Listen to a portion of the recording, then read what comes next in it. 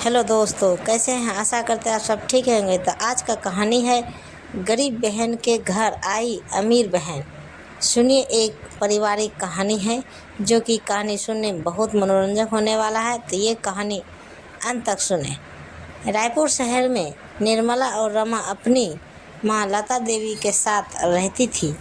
बचपन से ही रमा बहुत सुंदर थी। वहीं दूसरी ओर निर्मला का रंग थोड़ा सांवला था।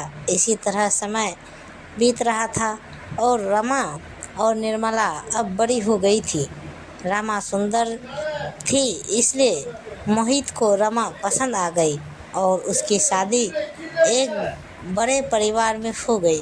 वहीं दूसरी ओर निर्मला की शादी एक मजदूर से हो गई।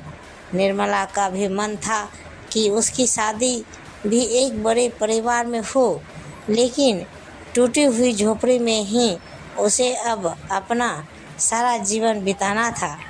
शायद वह ईश्वर से यही सब लिखवा कर लाई थी।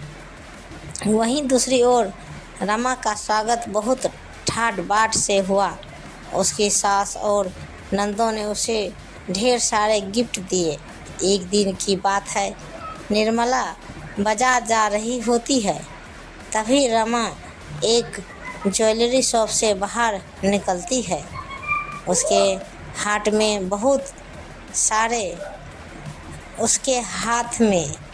बहुत सारे ज्वेलरी बॉक्स थे। निर्मला रमा को देखकर बहुत खुश होती है। रमा, दीदी आप कहाँ जा रहे हो? निर्मला, बस यहाँ बाजार से मैं सब्जी लेने आई थी।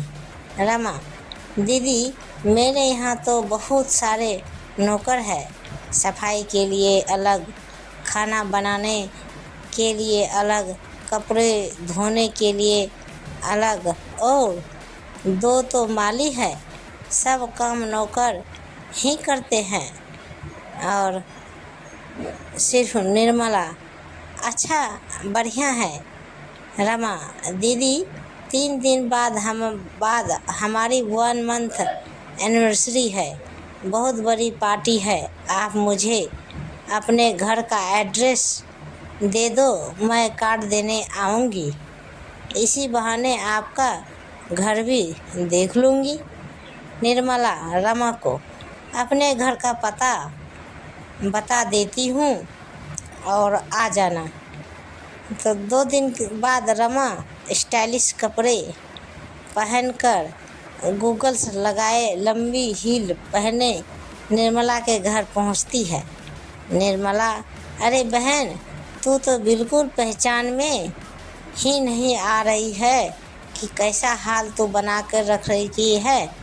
वह निर्मला को अंदर बैठाती है।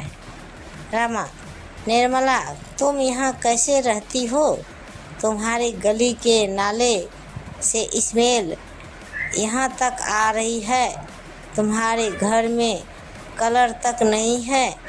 निर्मला, हाँ, वो ये कह रहे थे कि इस महीने जो तनख्वाह मिलेगी उससे कूलर ले आएंगे और सब सामान भी जो नहीं है अब तक, वो सब भी सामान आ जाएगा इस मंथ में।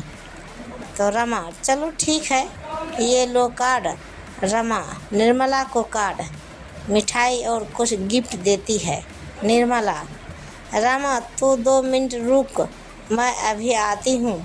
थोड़ी देर बाद निर्मला रमा के लिए पानी और एक प्लेट में थोड़ा सा गुड़ लेकर आती है। रमा, क्या हुआ दीदी, आपको इतना पसीना क्यों आ रहा है?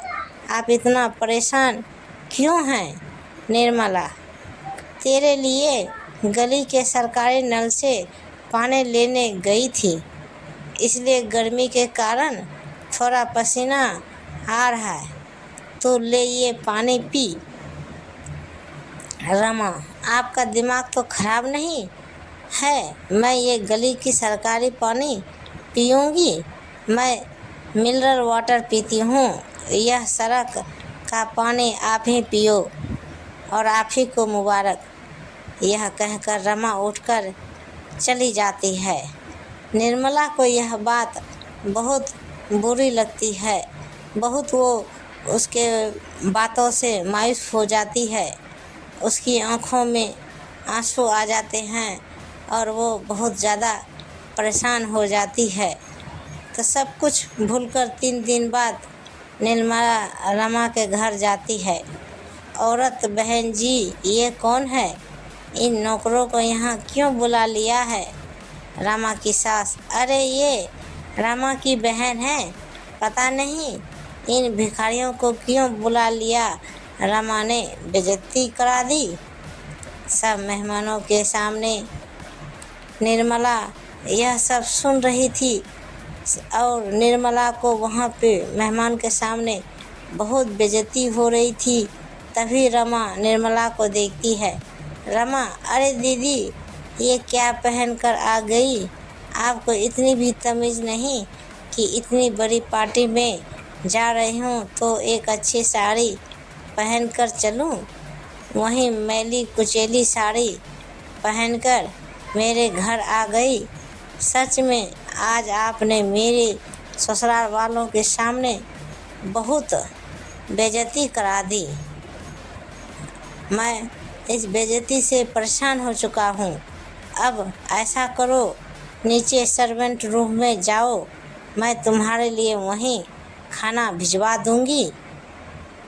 वो बोल के वहाँ से चली गई। फिर अपनी बहन से इतना सब कुछ सुनकर रमा की आंखों में आंसू आ जाते हैं और वह अपने घर आ जाती है और अपने पति को सारी बात बता देती है। सूरज, निर्मला वो बहुत बड़े लोग हैं, तुम्हें उनके घर जाना ही नहीं चाहिए था। अच्छा चलो अब रोना बंद करो।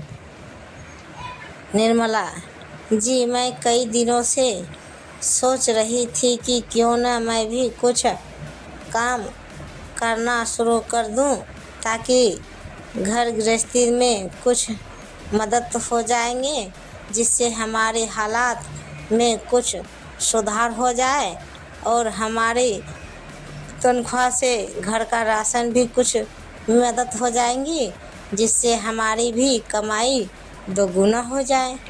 सूरज, ठीक है, जैसा तुम्हें ठीक लगे। अगले दिन से रमा जगह जगह जाकर काम ढूंढने लगती है। उसके एक दर्जी की दुकान में काम मिल जाता है और उनकी कमाई 2 गुना हो जाती है।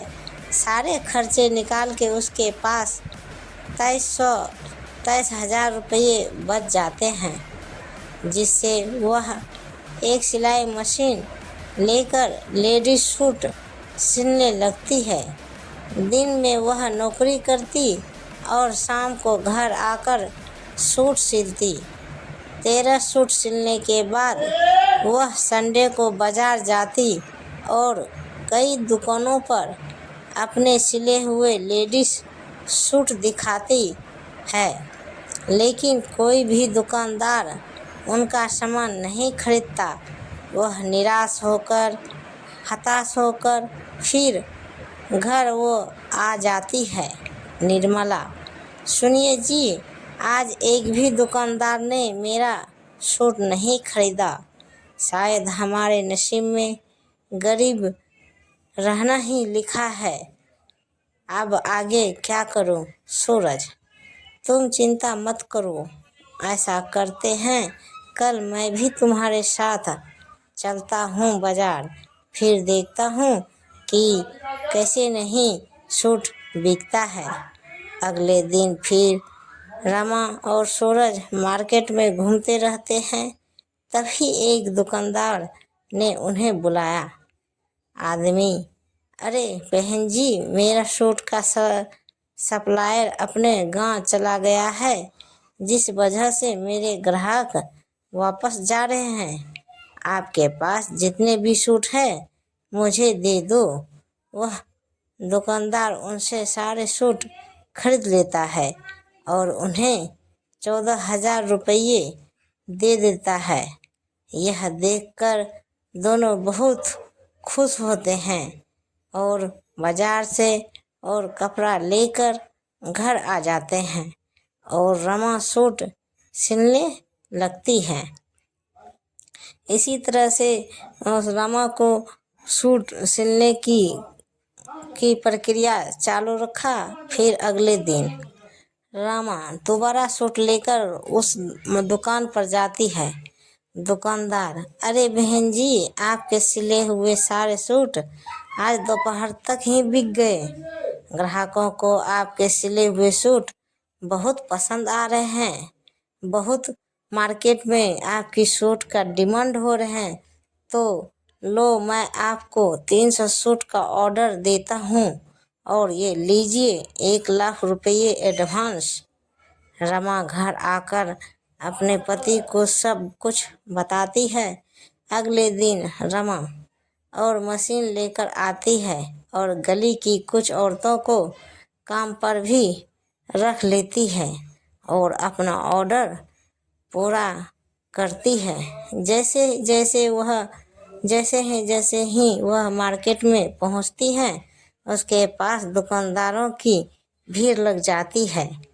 तभी आदमी, बहन जी, हमें भी आपसे सूट सिलवाने हैं। आदमी 2, बहन जी, मुझे भी। तो इसी तरह से चारों ओर निर्मला के चारों तरफ इर्द गिर्द आदमी का भीड़ लग गए और फिर उससे बोले, मुझे भी सिलवाना है, मुझे भी सिलवाना है। इसी तरह से सबसे ऑर्डर लेकर वह पैसे गिनती है तो उसके होश उड़ जाते हैं। सभी दुकानदार उसे 700 सूट का ऑर्डर देते हैं और 5,00,000 रुपये एडवांस देते हैं, जिससे वह और भी काम बढ़ा लेती है। 1 साल बाद रिपोर्टर, तो निर्मला जी, आपने इतना बड़ा बिजनेस कैसे खड़ा किया? आज आपकी कंपनी में 250 से ज़्यादा लोग काम करते हैं और आपकी कंपनी का टर्नओवर 200 करोड़ है। हमारे ऑडियंस को बताएं कि आपने कैसे इतना बड़ा बिजनेस शुरू किया। फिर निर्मला इसका पूरा श्रेय अपनी मेरी प्यारी छोटी बहन को जाता है, जिसने मेरी गरीबी का मजाक उड़ाया और मुझे इस बात का एहसास दिलाया कि पैसे के बिना कोई इज्जत नहीं करता। और उसकी ही वजह से मेरे मन में भी बहुत सारे पैसे कमाने की इच्छा जागृत हुई। फिर मैं दूसरी ओर रमा टीवी पर यह सब देखकर रोने लगी। आज निर्मला उससे कई गुना ज़्यादा अमीर हो चुकी थी, लेकिन उसे अपनी अमीरी का थोड़ा सा भी घमंड नहीं था, क्योंकि उसे पता था घमंड नहीं करनी है। अगले दिन रमा निर्मला को फ़ोन करती है और उससे माफ़ी मांगती है और निर्मला उसे माफ़ कर देती है। तो दोस्तों, ये है पारिवारिक कहानी। आपको कैसी लगी? नीचे कमेंट बॉक्स में हमें ज़रूर बताइएगा और कहानी को पूरा सुनने के लिए शुक्रिया। तो दोस्तों, मिलते हैं अगले वीडियो के साथ। तब तक बाय बाय दोस्तों। प्रेम से बोलिए जय माता दी, हर हर महादेव। और ऐसे ही वीडियो देखने के लिए हमारे चैनल को सब्सक्राइब करें और वीडियो को लाइक ज़रूर करें। धन्यवाद। तो दोस्तों, मिलते हैं अगले वीडियो के साथ। तब तक बाय बाय दोस्तों। जय हिंद।